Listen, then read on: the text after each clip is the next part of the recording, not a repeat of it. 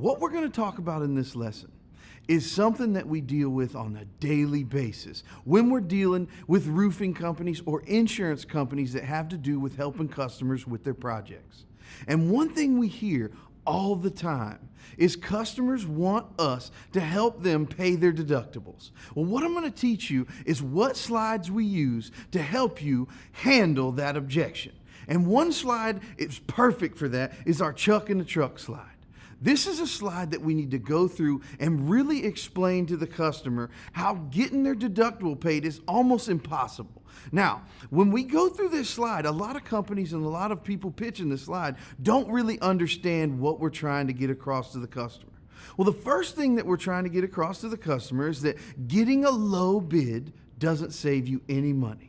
So what we're going to do first is explain to customers how low bids don't save them any money. So this is how we're going to do it. Say, Mr. and Mrs. Jones, right now is when it gets real confusing for customers. Because what you got is your insurance company has paid for your roof or any project that you've got going on. Now, you've got a $10,000 claim. That leaves you a $1,000 deductible, which leaves $9,000 to pay for the roof. Now, what they're going to do is they're going to give this to you in 2 checks.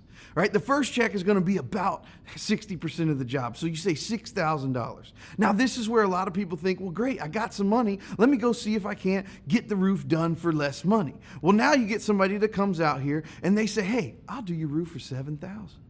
And you think, okay, great. Well, now I got $7,000 to do the roof. They owe me $10,000, so that means that my deductible's paid for, and now maybe I can go on vacation. Well, at the end of the day, when you turn in that invoice of $7,000, the insurance company is going to tell you, thanks for the discount.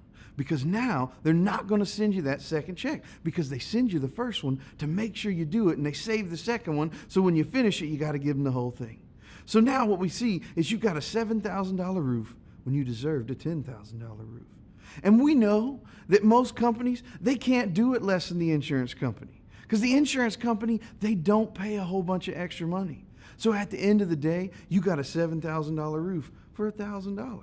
The way we do it at the RWU, you get the same $10,000, $1,000 deductible, leaves you $9,000 to do the roof.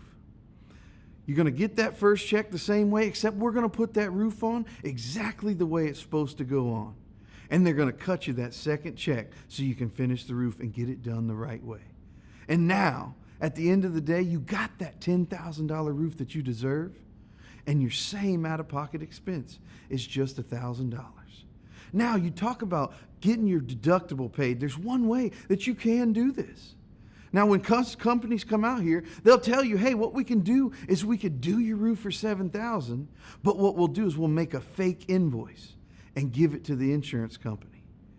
And that'll give you that extra money, and they'll send you that check. But what we call that in our industry is insurance fraud. So how we do it is the same thing. You got $10,000 to do the roof, $1,000 deductible, which leaves you $9,000 to do the roof. Now, you get that first check, except we're going to put on that quality roof with the quality materials that we talked about.